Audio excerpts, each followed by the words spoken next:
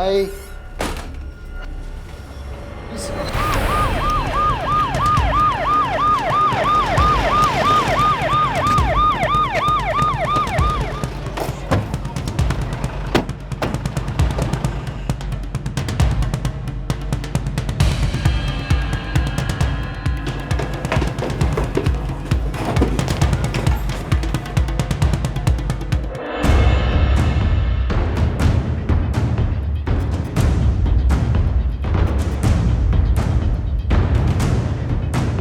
ज्ञान, दरवाजा खोलो। सर ताला है, तोड़ दो। पुलिस इन्वेस्टिगेशन की भाषा में ब्लाइंड केस उसे कहा जाता है जिस केस में तहकीकात को शुरू करने के लिए एक भी सुराग नहीं मिलता। ऐसे केसेस काफी चैलेंजिंग होते हैं और अक्सर बहुत लंबे खिंच जाते हैं। क्रिमिनल बुद्धि भी आखिरकार बुद्धि ही है और अक्सर ऐसी बारीकी से काम कर जाती है कि मानो एक परफेक्ट मर्डर को अंजाम दिया गया हो। लेकिन क्या कोई भी क्राइम परफेक्ट हो सकता है? आप लाख छुपाने की कोशिश कीजिए लेकिन जुर्म का बदसूरत चेहरा सामने आता ही है। हर जुर्म दरअसल एक दस्तक है कि अंत बहुत करीब है। 18 जून 2011 नई दिल्ली, एक पेचीदा ब्लाइंड केस दिल्ली पुलिस को ललकार रहा था। ये देखिए, ये 3 स्टैबिंग बाउंस हैं। उसके बाद इसका गला घोटा गया। टाइमिंग? लाश यहाँ लाने के तकरीबन 12 या 15 घंटे पहले। हमें लाश मिली तकरीबन 8 बजे और यहाँ लाते लाते बज गए थे 9। तो क्या हम ये मान सकते हैं कि कत्ल कल रात 8 और 8:30 के बीच हुआ होगा? पॉसिबल है। और हाँ, इसके खून में हमने अल्कोहल ट्रेस किया। इससे ये लगता है कि जब इसकी मौत हुई तो ये आदमी शराब के नशे में था। और इसके सिस्टम से हमें नींद की गोलियां भी ट्रेस की। पहले से पिलाया गया, ड्रग किया गया और फिर मारा गया। सर जिस फ्लैट में इसकी लाश मिली उस फ्लैट का ऑनर कोई नवीन गुप्ता है, आया हुआ है, थाने में बैठा है। चलो, इससे कुछ तो खबर मिलेगी। हमारी इन्वेस्टिगेशन का खाता तो खुलेगा। जी sir. Thank you doctor.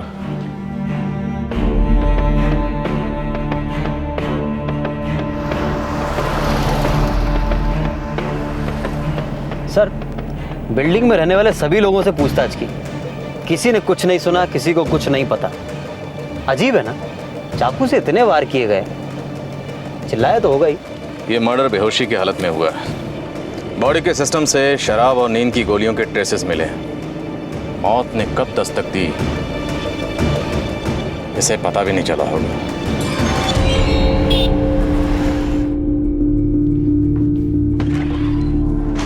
Naveen Gupta? Yes sir.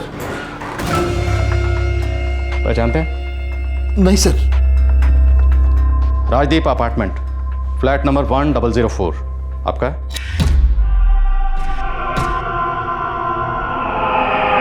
Ji sir, लेकिन ये लाश किसकी है मुझे नहीं मालूम, और मेरे फ्लैट में कैसे आई ये भी मेरे को नहीं मालूम सर। फ्लैट किसी को किराए पर दिया था? सर, मेरा एक स्टेट एजेंट है रावत, उसने मुझसे कहा था कि 15 जून से कोई एक पार्टी यहाँ रहने के लिए आने वाली। 1 महीने का एडवांस भी दिया था सर। बाकी सच कहता हूँ इंस्पेक्टर, इसके अलावा मुझे इसके बारे में और कुछ नहीं मालूम। अपने स्टेट एजेंट को फोन लगाइए अभी।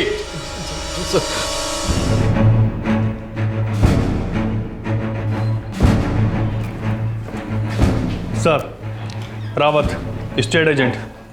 नमस्ते सर। इसे पहचानते हो?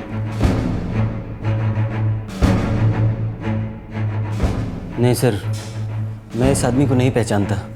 अब इस साले, तूने घर किराए पे चढ़ाया, तुझे नहीं मालूम वहाँ कौन रहता था, वहाँ क्या हो रहा था? सर, वो श्रीधर बसोप्पा नाम का एक आदमी था जिसे मैंने फ्लैट किराए पर दिया था। उसकी डिटेल्स हैं मेरे पास। फ्लैट की तलाश में मिला था मुझे वो। कब मिला था? 13 जून को मिला था सर, 13 जून।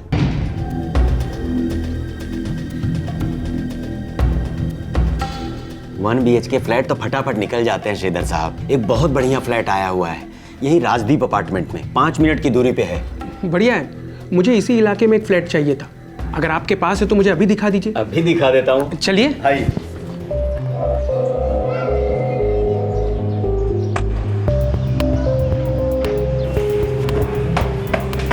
ये रहा गुप्ता साहब का फ्लैट।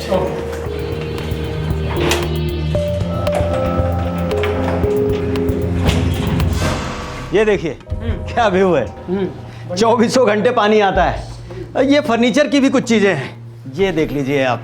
ये सोफा रहा और ये टेबल, वो सब ठीक है। और ये मकान मालिक से कह के पेंट भी करवा दूंगा। नहीं, वैसे पेंट वेंट की कोई ज़रूरत नहीं है, जैसा भी है फर्स्ट क्लास है। परसों शिफ्ट करना चाहता हूँ मैं, 15 जून को। श्रीधर साहब, अरे किराए पर मकान ले रहे हैं या आलू प्याज खरीदने निकले हैं? अरे पेपर वर्क में टाइम लगता है, फिर आपको एडवांस भी देना है, 1000 चीजें हैं। किराया कितना होगा? मकान मालिक 15,000 रुपए चाहता है, बाकी मेरे। बढ़िया है, मुझे मंजूर है। मैं शाम को आकर सारे कागजात साइन कर देता हूँ। मेरी तरफ से आपको क्या क्या चाहिए अभी बता दो। वो शाम को पेपर्स लेकर आया था साहब, बिल्कुल अप टू डेट। हाँ, ये आपका 1 महीने का एडवांस रेंट और आपका ब्रोकरेज पूरे हैं ना? अरे गिन लीजिए भैया, लक्ष्मी चंचल होती है। नहीं, विश्वास भी कोई चीज होती है श्रीधर साहब। आपके सारे पेपर्स हम कल तक रेडी कर देंगे। तो फिर मैं लंच के पहले आकर सारे कागजात साइन कर दूंगा और साथ ही साथ फ्लैट की चाबी ले जाऊंगा। फिर निकलते हैं। हाँ, चलिए। नमस्कार। श्रीधर बसवप्पा सर, वो मुझे अच्छा और डिसेंट आदमी लगा।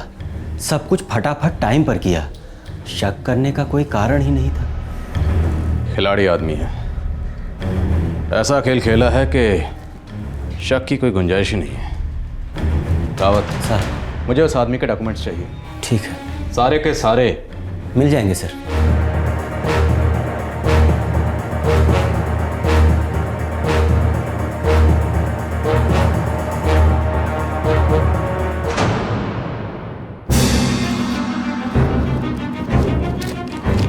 ये है सर, ये पैन कार्ड का जेरोक्स और ये एग्रीमेंट कॉपी।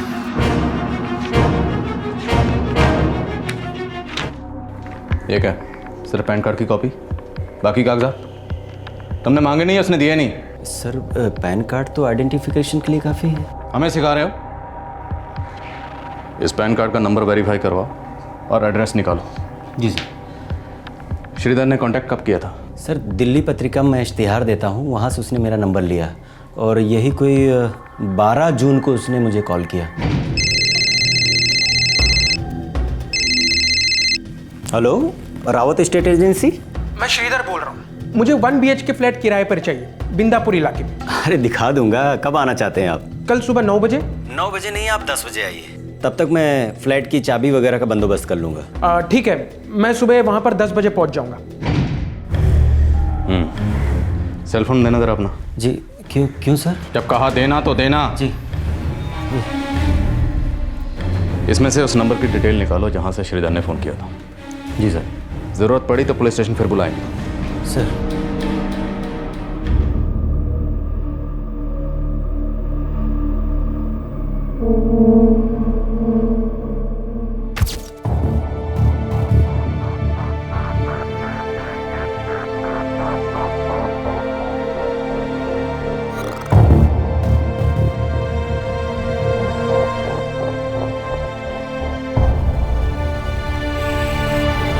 लाश को मिले 24 घंटे बीत चुके थे, लेकिन अभी तक लाश की शिनाख्त नहीं हो पाई थी।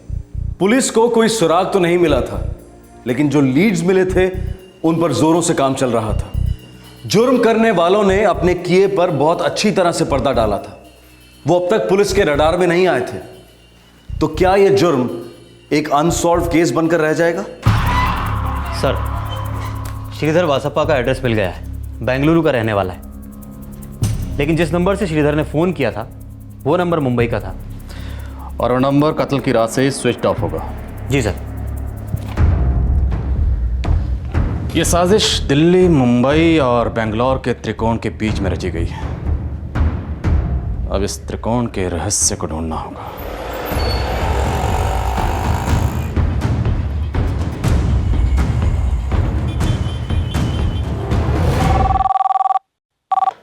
Hello, inspector Hasan Khan. जयंत हसन साहब, कुलदीप गहरा बोल रहा हूँ, बिंदापुर दिल्ली से। मिस्टर कुलदीप, जय हिंद। टेल मी, क्या कर सकता है मैं आपके लिए? हसन साहब, दरअसल एक मर्डर के सिलसिले में हमें एक आदमी की तलाश है। श्रीधर बसवप्पा नाम है, बेंगलुरु का एड्रेस है। ओके, एड्रेस बताएंगे थोड़ा? A304 और अकल पार्क, मेन स्ट्रीट, बेंगलुरु। उठवा लेता हूँ। अगर जल्दी करेंगे तो अच्छा होगा। एस्कॉर्ट के साथ भेजेंगे तो दिल्ली स्टेशन से ही ले जाऊंगा। वो क्या है कि ये एक ब्लाइंड मर्डर केस है। आई अंडरस्टैंड मिस्टर कुलदीप, अब भी निकलता हूँ मैं। ठीक है, मैं आपको अभी फ़ोटो फैक्स करता हूँ।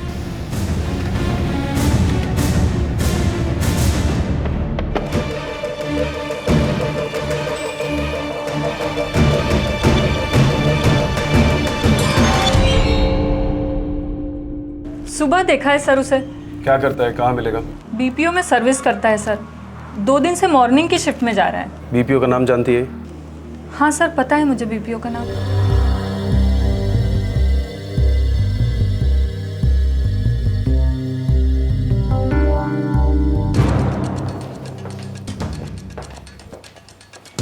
ये श्रीधर बसवप्पा कौन है? श्रीधर साहब हमारे टीम के लीडर है सर। किधर मिलेगा? मिस्टर श्रीधर बसवप्पा। यस। बोलिए।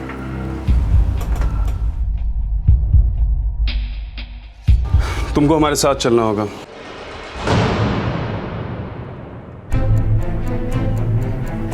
मिस्टर कुलदीप, श्रीधर बसप्पा ट्रेस हो चुका है। पैन कार्ड उसी का है, पर जो फोटो आप हमको भेजा वो इस आदमी का नहीं है। ऐसा कैसे हो सकता है हसन साहब? हुआ तो है मिस्टर कुलदीप। श्रीधर बसप्पा इस समय हमारे पुलिस स्टेशन में है। किसी भी एंगल से ये वो तस्वीर वाला आदमी नहीं है। कोई गहरी साजिश लगती है। मुझे इस आदमी से बात करनी है इंस्पेक्टर। ठीक है, दिल्ली भेज देता है। जय हिंद। मेरा शिफ्ट टाइम जा रहा है इंस्पेक्टर साहब, बताएंगे भी क्यों डिटेन कर रखा है मुझे? मेरा एक कांस्टेबल तुम्हें दिल्ली लेके जाएगा। क्या? तुम दिल्ली जा रहे हैं? किस खुशी में? दिल्ली पुलिस तुमसे पूछताछ करेगा। पूछताछ करेगी? किस लिए? नहीं, मेरी कुछ समझ में नहीं आ रही सर। दिल्ली जाएगा तो खुद ब खुद समझ में आ जाएगा मिस्टर श्रीधर बसवप्पा।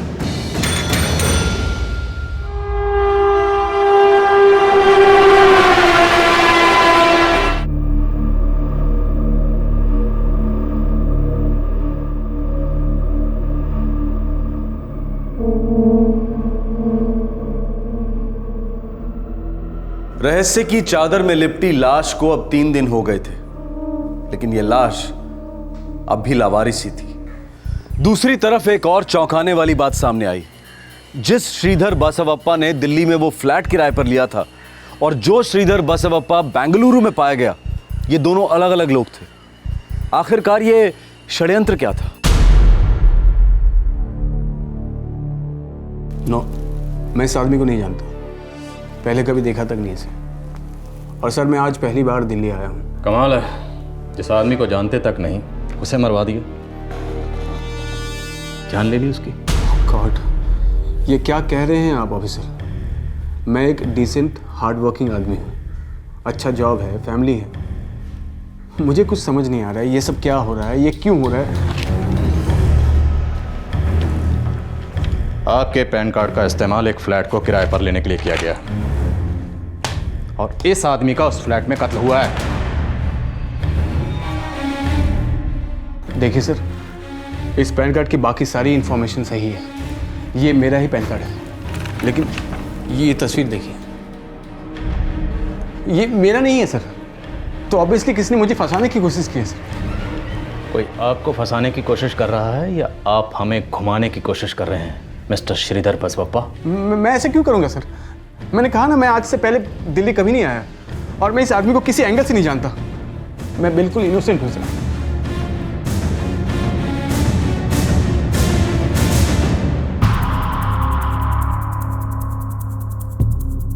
सर ये श्रीधर बसवप्पा जो बेंगलुरु से आया है, इसका सेल नंबर बेंगलुरु में रजिस्टर्ड है, मुंबई में नहीं। और इससे पहले इसके दिल्ली आने के कोई रिकॉर्ड भी नहीं है। हो सकता है उसने किसी और का नंबर इस्तेमाल किया हो कॉल करने के लिए, जो मुंबई में रजिस्टर हो। सर हमने उसके बेंगलुरु ऑफिस में पूछताछ करवाई है। मर्डर के 2 दिन पहले से अब तक वो रोज़ ड्यूटी पे था, 14 घंटे डेली। तो फिर उसका पैन कार्ड दिल्ली कैसे पहुंचा, जिसका इस्तेमाल फ्लैट किराए पर लेने के लिए किया गया? बहुत अजीब सा केस है ना। हो सकता है वो इनोसेंट है, हो सकता है किसी ने चाल चली है। मिस्टर श्रीधर, मान लेते हैं कि आप इस कत्ल में इन्वॉल्व नहीं थे, पर आपका पैन कार्ड तो इन्वॉल्व था। मुझे नहीं पता मेरा पैन कार्ड यहाँ कैसे पहुँचा।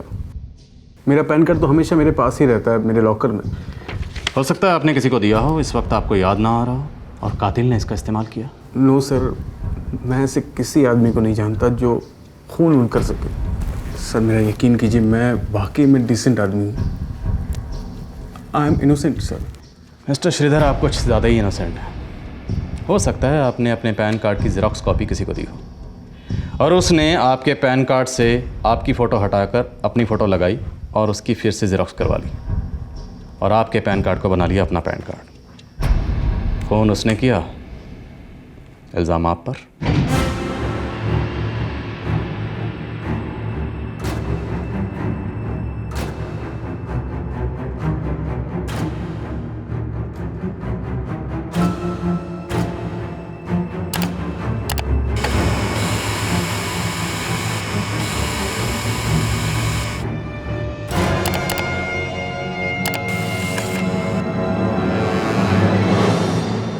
एक जुर्म हुआ है, कत्ल हुआ है। इस जुर्म में आपके पैन कार्ड की ज़ेरॉक्स कॉपी का इस्तेमाल हुआ है।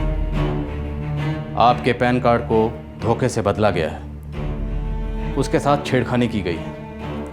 ये तभी मुमकिन है अगर आपने अपना पैन कार्ड या उसकी ज़ेरॉक्स कॉपी कभी किसी क्रिमिनल को दी हो या उसके हाथ लगी हो। इसलिए मिस्टर श्रीधर बसवप्पा, अपने दिमाग पर जोर डालिए और याद कीजिए कि क्या आपने अपना पैन कार्ड या उसकी ज़ेरॉक्स कॉपी कभी किसी को दी थी।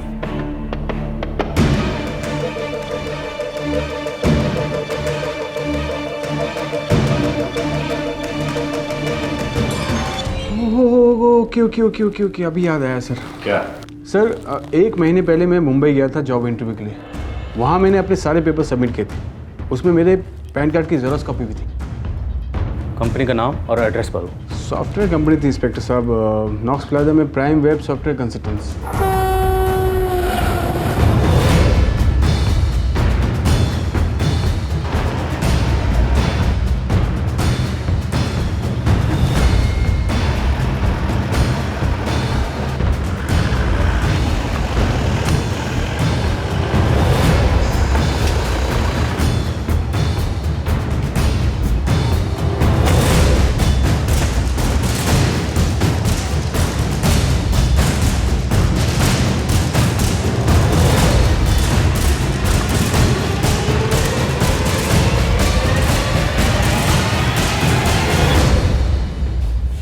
श्रीधर बसवप्पा, बेंगलोर से।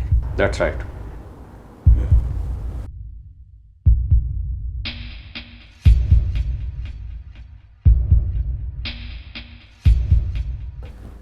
जी हाँ सर, माइंड स्पीक कंसल्टेंट के थ्रू आए थे इंटरव्यू के लिए और उन्होंने 5 मई को इंटरव्यू भी दिया था। Anything else? नथिंग, लेकिन हमने उसे सिलेक्ट नहीं किया था। अच्छा था, लेकिन दूसरा कैंडिडेट उससे भी अच्छा था। उन्होंने आपको अपना पोर्टफोलियो दिया होगा जिसमें उनके सर्टिफिकेट्स, रिकमेंडेशन लेटर और पैन कार्ड की ज़ेरॉक्स कॉपी होगी। जी हाँ सर, शॉर्ट लिस्ट हुआ हर कैंडिडेट ये डॉक्यूमेंट सबमिट करता है। This is the standard procedure. लेकिन जिन कैंडिडेट्स को आप सिलेक्ट नहीं करते हैं उनके डॉक्यूमेंट्स को लौटाना आपका स्टैंडर्ड प्रोसीजर नहीं है। ये कैसा सवाल है सर? ज़िंदगी और मौत का सवाल है मिस्टर नारंग, जवाब दीजिए। जिन कैंडिडेट्स को आप सिलेक्ट नहीं करते हैं उनके डॉक्यूमेंट्स के साथ आप क्या करते हैं? कुछ नहीं करते, मेरा मतलब हम तो उन्हें पीएम को दे देते बस। और पीएन उन डॉक्यूमेंट्स का क्या करता है? रद्दी में दे देते हैं सर। एक टाइम से बात चल रही है सर, ऑफिस में एक पेपर शेडर खरीदा जाएगा। सब टेंशन ही खत्म ना सर। एक साइड से बेकार पेपर डाल दो, 2 सेकंड में सब चूर चूर, सीधे कचरे में। ठीक है। इस नकली श्रीधर ने जिस नंबर से फ़ोन किया था वो नंबर मुंबई का है। जी सर। शाम मुझे पूरा शक है कि उसने पैन कार्ड की जाली कॉपी भी यहीं मुंबई में रहकर बनाई होगी। सर मुझे लगता है कि हमें उसके फ़ोन रिकॉर्ड्स ट्रैक करने चाहिए। हो सकता है हमारे काम का कोई नंबर निकल आए।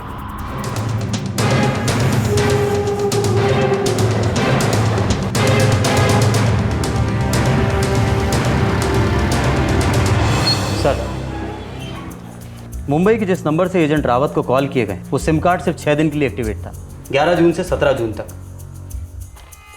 एड्रेस और नाम दोनों फेक हैं।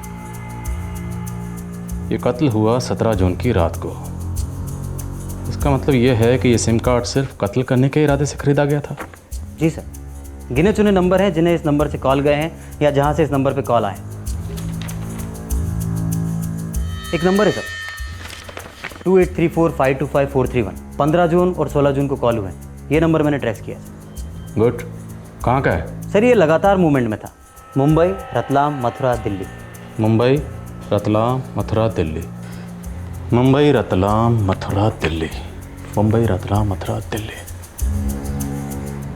ये तो राजधानी का रूट है।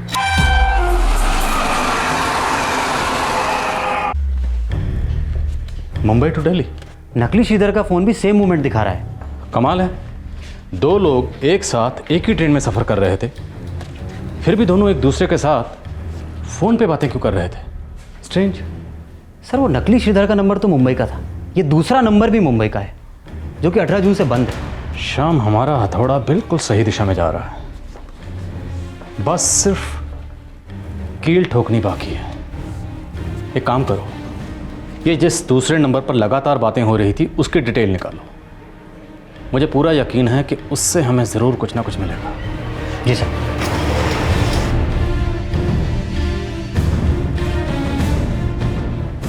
माधुरी शर्मा, सेक्टर 16, वाशी, मुंबई। चलो उठाते हैं। जी सर।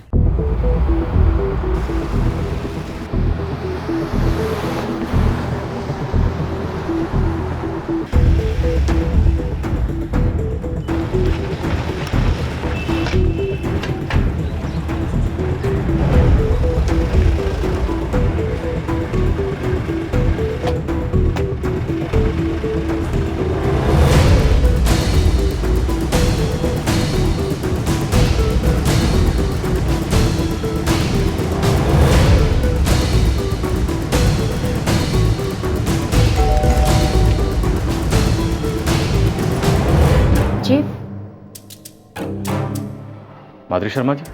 जी मैं ही हूँ माधुरी शर्मा। आप?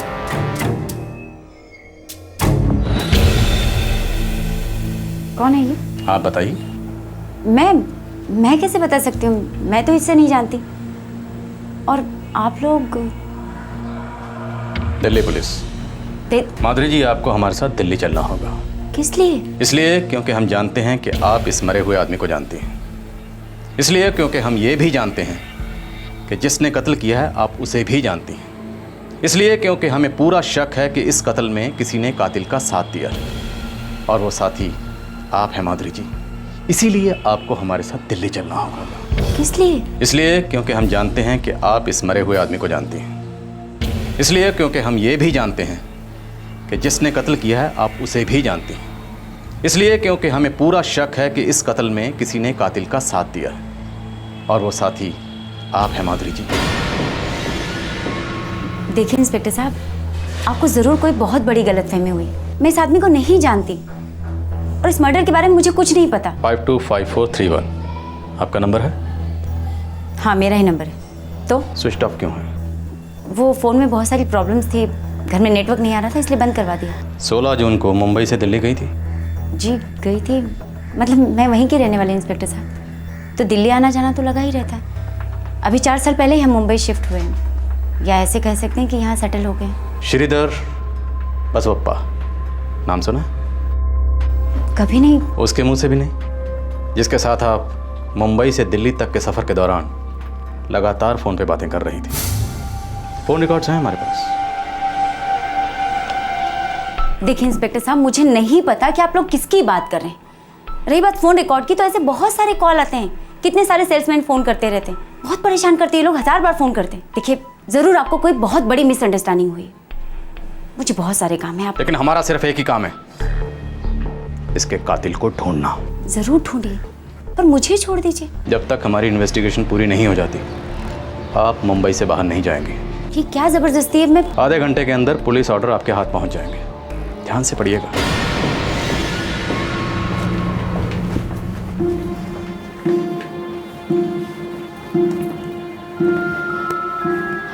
मम्मी, ये लोग कौन थे? क्या हुआ मम्मी?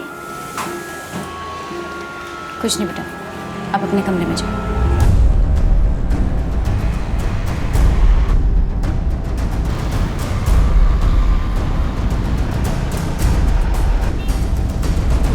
ये औरत कुछ छुपा रही है शाम। इस लाश को पहचानती है। लेकिन सर, जिस तरह से वो पेश आई, बॉडी लैंग्वेज, अपनी बात पे अड़ी रही। अपने दिखावे पे अड़ी रहेगी। देखते हैं कब तक अड़ी रहेगी। इसका मुखौटा उतारना पड़ेगा। माधुरी शर्मा जी, सेक्टर 16 वाशी का एड्रेस है। जल्द से जल्द इसकी सारी डिटेल्स आप तक पहुंच जाएगी इंस्पेक्टर कुलदीप। सर, मैंने माधुरी शर्मा के कॉल लिस्ट के नंबर चेक किए हैं। कुछ नंबर हैं जिनसे लगातार बात हुई है, वो नंबर दिल्ली के हैं। और क्या खबर? सर, ये माधुरी शर्मा तलाकशुदा है। इसकी 13 साल की एक बेटी है, रीमा। कौन था इसका पति? सर, सरकारी दफ्तर में पियून था, हरिराम नाम है उसका। तलाक की वजह? तो वो तो नहीं मालूम, पर 2005 में ये लोग चांदनी चौक में रहते थे, सरकारी दफ्तर के पास। और सर, ये माधुरी शर्मा के नाम पे एक प्लॉट भी है शालीमार गार्डन में। शालीमार गार्डन तो वहीं है ना, बिंदापुर के पास, जहाँ से हमें ये लाश मिली थी। जी सर, मैंने कांस्टेबल ज्ञान को भेजा था पूछताछ के लिए माधुरी शर्मा के घर। 17 जून को वो वहीं थी, शालीमार गार्डन में। हर इंफॉर्मेशन यही दस्तक दे रही है कि माधुरी शर्मा इस कत्ल में इन्वॉल्व थी। बस एक बार सुराग सबूत बन जाए और ये साबित हो जाए कि माधुरी शर्मा इस विक्टिम को जानती थी। एक काम करो, कांस्टेबल ज्ञान को भेजो माधुरी शर्मा के पहले पति को ढूंढने के लिए। जी, उससे पूछताछ करो। ठीक है सर। कत्ल हुए 5 दिन बीत चुके थे, लेकिन मारे जाने वाले व्यक्ति की पहचान अब तक गुप्त थी। पुलिस को गहरा शक था कि माधुरी शर्मा नाम की एक महिला इस आदमी की हत्या में शामिल है, लेकिन इस बात को साबित करना अभी बाकी था। अब सवाल यह था कि क्या दिल्ली पुलिस की इन्वेस्टिगेशन बिल्कुल सही दिशा में जा रही थी, या फिर यह एक ब्लाइंड केस ही बनता जा रहा था। पूरा खत्म कर लेना, वापस आना नहीं चाहिए।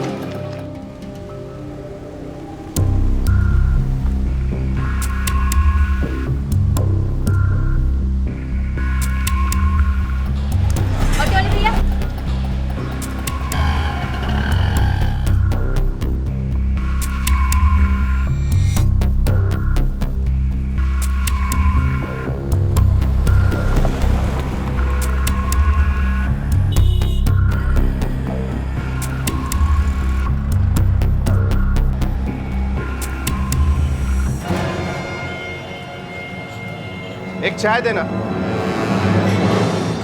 रजिस्टर। जी, ये कल का है। सच चाहिए।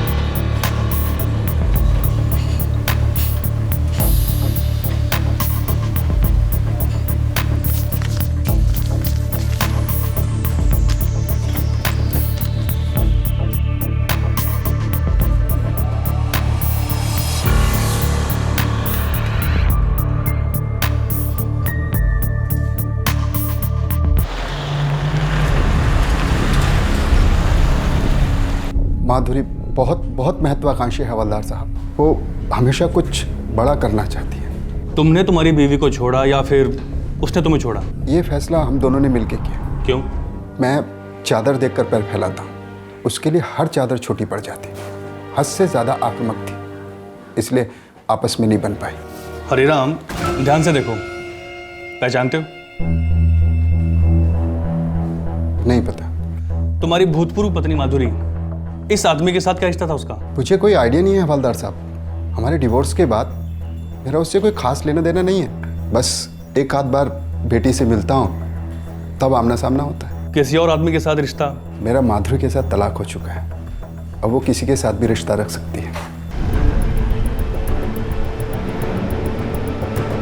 सर, मैं लगातार 2 दिन से माधुरी के हर मूवमेंट को फॉलो कर रहा हूँ। उसके एक रेस्टोरेंट में पार्टनरशिप है। रोज सुबह जाकर वो पैसे कलेक्ट करती है। पार्टनरशिप किसके साथ है? सर, एक उमेश जगताप नाम का आदमी है, लेकिन उसे कभी देखा नहीं है। उसका एक मैनेजर है, माधुरी उसी के साथ डील करती है। इस मैनेजर को जरा हाजिर करो, थोड़ी डील शील हम भी करना चाहेंगे उसके साथ। सर, मुझे ये रेस्टोरेंट ज्वाइन किए हुए 1 महीना ही हुआ है। इससे पहले कहाँ थे? APMC मार्केट, वाशी में रेस्टोरेंट है, चक्रा रेस्टोरेंट। उमेश जगताप कहाँ मिलेगा? सर, मैडम का पार्टनर है, मैं कभी मिला नहीं। अब वैसे होटल मैडम चलाती है। ये आदमी उमेश जगताप है? सर मैंने बताया ना, मैंने 1 महीना पहले ही ज्वाइन किया है। मैं कभी भी उमेश जगताप से नहीं मिला। तुमने ये होटल 1 महीना पहले ही ज्वाइन किया? जी। लेकिन तुम्हारे होटल में कुछ लोग तो ऐसे होंगे जिन्होंने उमेश जगताप को देखा होगा, वो तो उसे पहचानते होंगे। सर हमारा हेड वेटर है तुकाराम, वो रेस्टोरेंट के पहले दिन से ड्यूटी पर है। समोसा नहीं। तुकाराम। जी मैडम। गोविंद कहाँ है? वो मैडम मैं आपको बताने ही वाला था, दरअसल कुछ लोग आए थे, वो उन्हें अपने साथ लेके गए हैं। कौन? मैडम ये तो नहीं पता, लेकिन मुझे तो वो पुलिस वाले लगे थे। पुलिस वाले? जी हाँ। ठीक है, तुम विघ्नेश को बोलो काउंटर संभालो, तुम मेरे साथ चलो। क्या हुआ मैडम, कुछ बात हुई क्या? कुछ नहीं, बुलाओ उसको। पुलिस वाले?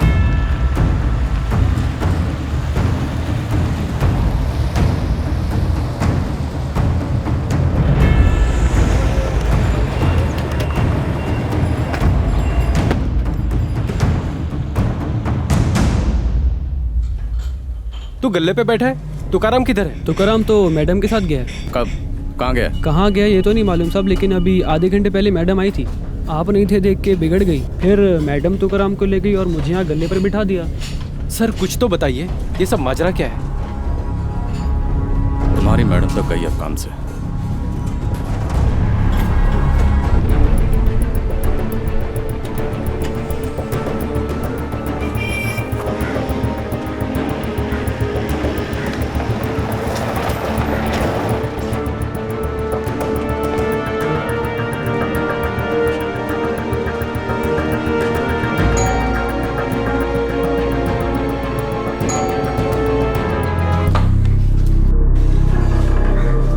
जी?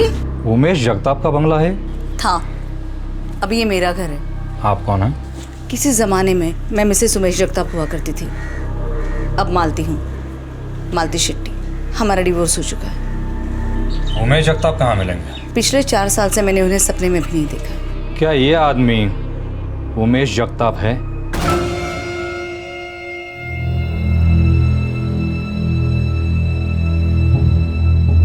जी हाँ, यही मेरे एक्स हस्बैंड है। क्या हुआ है उन्हें? मर्डर।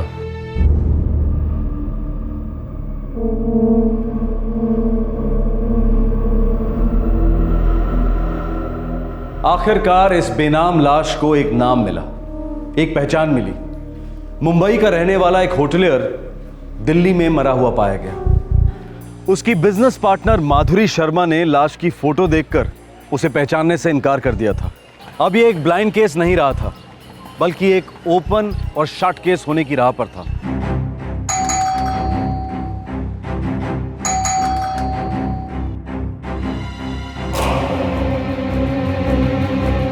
माधुरी जी, मैं आपको एक बार फिर से ये तस्वीर दिखा रहा हूँ और एक बार फिर से आप वही कहानी दोहराएंगी कि आप इसे नहीं जानती हैं, लेकिन इस बार हम जानते हैं कि आप इसे बहुत अच्छी तरह से जानती हैं। बस ये जानना बाकी है कि आप इसे कितने करीब से जानती हैं, और ये भी कि आपके और आपके restaurant business partner Umesh Jagtap के बीच ऐसा क्या हुआ था जिसकी वजह से आपने उसकी हत्या कर दी और लोमड़ी की तरह चालाकी का इस्तेमाल करते हुए अपने पीछे सारे सुराग मिटाती चली गई।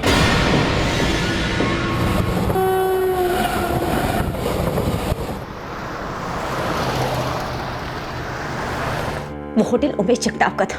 आप पार्टनर थी? नाम के लिए मेरी ऐसी कोई हैसियत नहीं थी, कोई डॉक्यूमेंट्स नहीं, कुछ नहीं, कोई लीगल स्टेटस नहीं। तो बिजनेस में लीगल स्टेटस हासिल करने के लिए आपने उमेश का कत्ल करवा दिया। उसकी जिंदगी में भी मेरा कोई लीगल स्टेटस नहीं था, मेरा लीगल स्टेटस। ले, तेरे को पूरे पैसे देता हूं, ये फ्लैट दिया तेरे को, तेरी बेटी की देखभाल अपनी बेटी की तरह करता हूं। और क्या करूं? और क्या करूं? बोल, अबे बोलना। ये पैसों का रुबाब मुझे मत झाड़ो, समझे कि नहीं? इन पैसों में मेरा भी बराबर का हक है, समझे ना? तुमसे ज्यादा मेहनत करती हूँ मैं रेस्टोरेंट में, और तुम क्या देने की बात करती हो? अगर देना ही है तो अपना नाम, अपने बिजनेस में पार्टनर, अपनी बीवी धर्मपत्नी कहने से घबराती क्यों? डरपोक कहेंगे। तो अपने पति का घर छोड़कर इधर नहीं आती। तेरी शादी सिर्फ पैसों से हुई है, और वो मैं तुझे दे रहा हूं। और चाहिए और दूंगा, और चाहिए और दूंगा, और पैसे चाहिए और दूंगा, बस। इससे ज्यादा तेरे को कुछ नहीं मिलेगा, और इससे ज्यादा कुछ मांगेगी ना तो ठेंगा मिलेगा, ठेंगा। साली थका डालती है, पूरे नशे की मां बहन कर देती है। तेरे जैसी औरत से मर्दों को सबक लेना चाहिए कि औरत नाम का बोझ अपने गले में मत बांटो, गला फाड़ कर खून चूस लेती है, टायल। अच्छा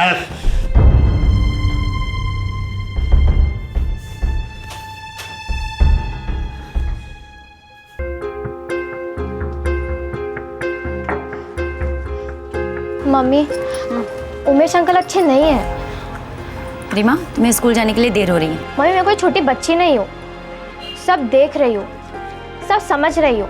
पिछले 4 साल से आपकी यही हालत है और आपकी मदद के लिए कोई नहीं है, यहाँ तक कि आपसे बात करने के लिए कोई नहीं है। मम्मी, मैं आपके साथ हूँ, अब मैं बड़ी हो गई हूँ। मम्मी, मैं आपकी फ्रेंड हूँ। ये उमेश अंकल आपको सिर्फ यूज़ कर रहे हैं। आप समझती क्यों नहीं? मुझे लगता है अब हमें अलग रहना चाहिए। सच मम्मी, हमें अलग रहना ही पड़ेगा। कई बार भी रह लेंगे, मगर उसके इस घर में नहीं।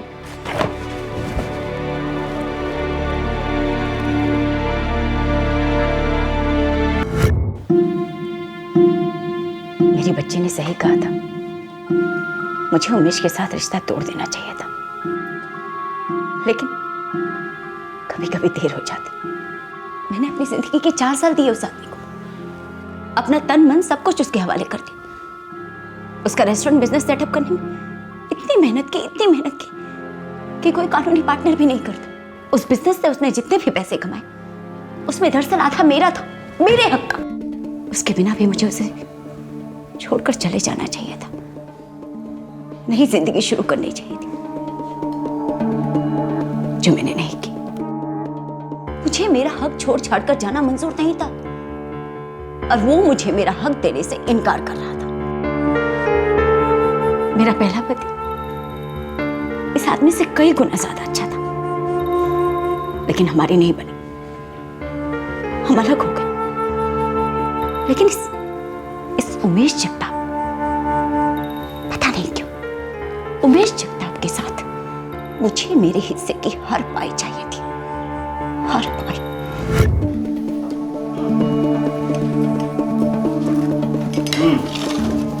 दिल्ली जाके होटल खोलने का हलवापुरी समझा है? और दिल्ली में होटल संभालेगा कौन? मैं संभालूंगी। यहाँ मुंबई में बैठकर रिमोट कंट्रोल से। ऐसे क्यों बोल रहे हो? हफ्ते में 2 दिन वहां रहूंगी, बाकी के दिन यहाँ आते जाते रहूंगी।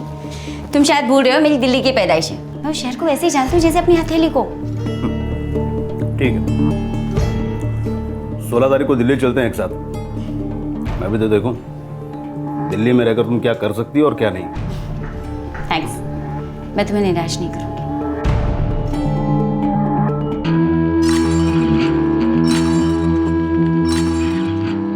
मैंने उमेश को हमेशा के लिए मेरी जिंदगी से अलग करने का प्लान बनाया था। अब धीरे धीरे मैं उस प्लान को अंजाम देने पर उतर आई थी।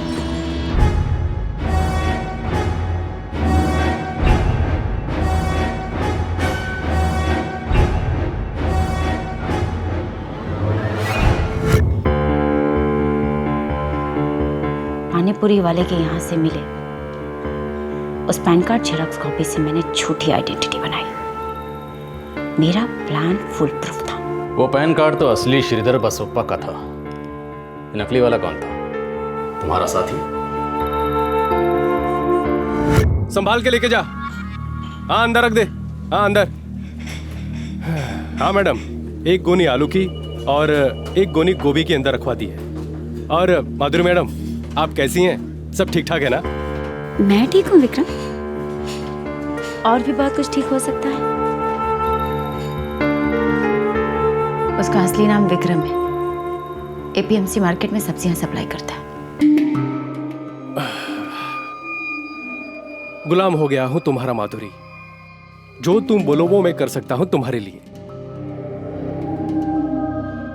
मर्डर करना है किसी का,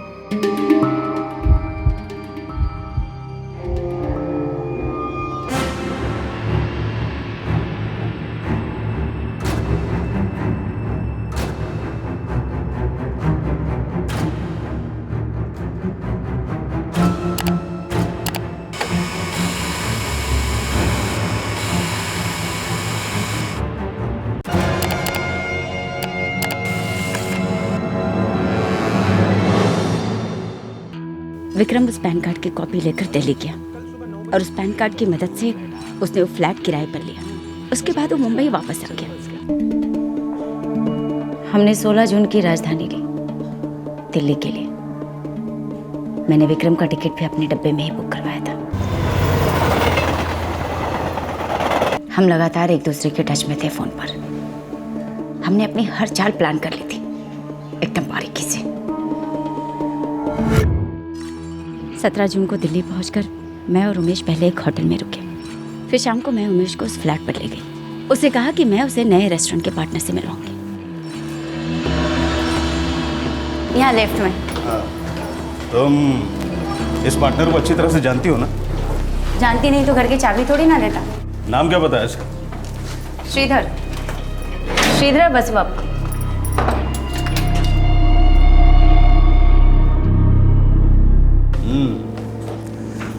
वैसे ये श्रीधर यहीं रहता है क्या? नहीं, ये फ्लैट तो इन्वेस्टमेंट के हिसाब से लिया है। उसका असली घर तो गुड़गांव में। काफी शानदार बंगला है।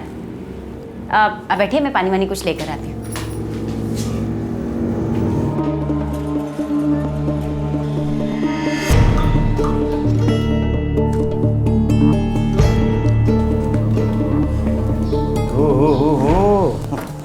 काफी कुछ जानती हो इस घर के बारे में। काफी बार आ चुकी हो लगता है। काफी इंतजाम कर रखा है भाई घर में। हा? तुम्हारा इशारा अगर अफेयर की तरफ है ना, तो ये बात अपने दिल से निकाल दो। मेरा श्रीधर बसवप्पा के साथ सिर्फ एक रिलेशन है, बिजनेस पार्टनरशिप का। मेरे दिल पे, शरीर पे सिर्फ तुम्हारी मोहर है। Cheers.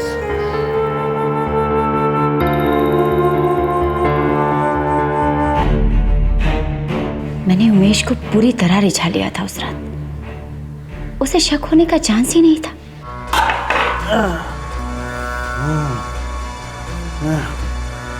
माधुरी,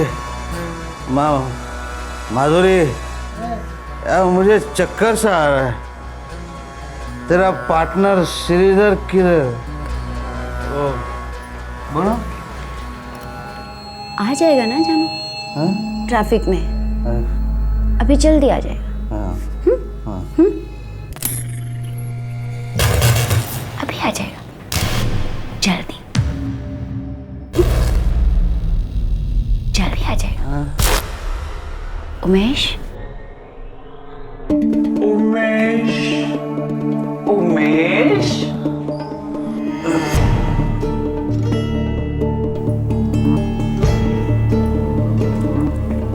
उमेश, उमेश, पैसे देता है मुझे। मैंने उमेश की शराब में नींद की गोलियां मिला दी थी।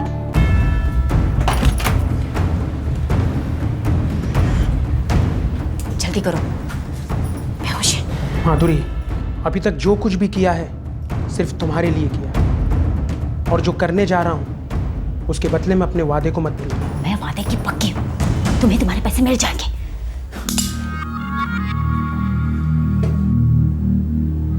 और क्या मिलेगा? जो मेरा है। पहले अपना काम खत्म करो।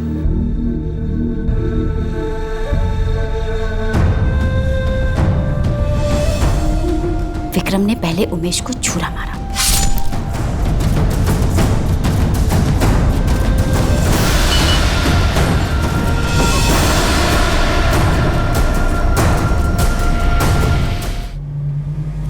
तुमने अपनी ओर से फुल प्रूफ प्लान बनाया था और तुम्हें लगा था कि हम तुम तक कभी पहुंच ही नहीं पाएंगे। किसी को अपनी जिंदगी से निकालने के लिए तुमने उसे दुनिया से निकलवा दिया। माधुरी शर्मा, जुर्म का प्रेत एक साए की तरह तुम्हारा पीछा करता है, अब फिर तुम्हारे आगे आता है और फिर तुम्हें घसीटता हुआ पटकता है हमारी चौखट पर। एक जाओ से।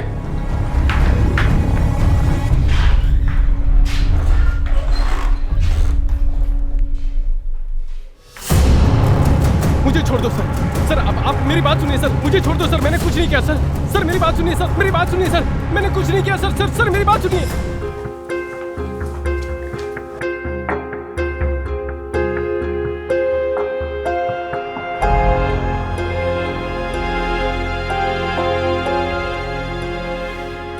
रीमा, रीमा, कैसा है बच्चा?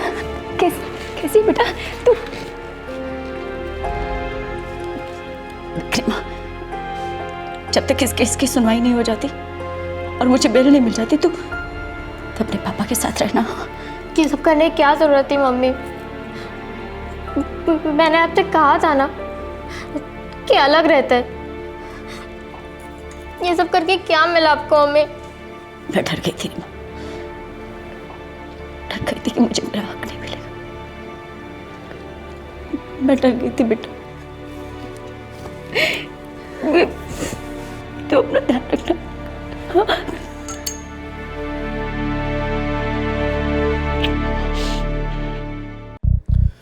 एक बहुत ही बारीकी से प्लान किया गया मर्डर, लेकिन कानून की पेचीदा नजर ने खोट निकाल ही ली। एक ब्लाइंड केस को बड़ी मेहनत और लगन के साथ इन्वेस्टिगेट किया गया और पर्दाफाश हुआ एक संगीन जुर्म का। माधुरी ने अपने कन्फेशन में पुलिस को बताया कि उसे इस कत्ल को इस तरह से अंजाम देने का आइडिया टीवी पर एक क्राइम शो देखकर मिला। यह एक विवाद का विषय है। आर्ग्यूमेंट का सब्जेक्ट है कि जिंदगी कला की नकल करती है या फिर कला जिंदगी की। लेकिन हमारे इस क्राइम शो का मकसद है जुर्म की सच्चाइयों को दिखाना, उसकी सनसनी को नहीं। हम जुर्म की तहकीकात पर इस कदर फोकस करते हैं ताकि हम वो सारे पड़ाव देख सकें जहां जुर्म को रोका जा सकता था, दस्तक को सुना जा सकता था। हर हालत और हर हालात से कुछ नया सीखने को मिलता है। क्राइम पेट्रोल दस्तक एक आईना है, समाज का, सिचुएशन का, मजबूरियों का, उस समय का जिसमें हम जी रहे हैं। ये एक आईना है उस सच का जो हम जीते जीते बनाते हैं और बदलते हैं। आज के इस केस में एक फेंके गए पैन कार्ड की फोटोकॉपी का जुर्म करने में दुरुपयोग किया गया। इसमें हम सब के लिए एक सीख है कि जब भी हम किसी को अपने पर्सनल कागजात की फोटोकॉपीज देते हैं या कागजात की कॉपीज लेते हैं तो काम हो जाने के बाद उसे रद्दी में ना फेंक दें। या तो उन्हें सही सलामत लौटाया जाए या फिर फाड़ कर मिटा दिया जाए। आखिरकार पर्सनल डॉक्यूमेंट्स किसी भी इंसान की पहचान की नींव होते हैं। अगले हफ्ते क्राइम पेट्रोल दस्तक में आपसे फिर मुलाकात होगी। तब तक अपना ख्याल रखें, सुरक्षित रहें। जय हिंद। इस तरह के और भी एपिसोड देखने के लिए हमारे चैनल को सब्सक्राइब करें और बेल आइकन दबाना ना भूलें।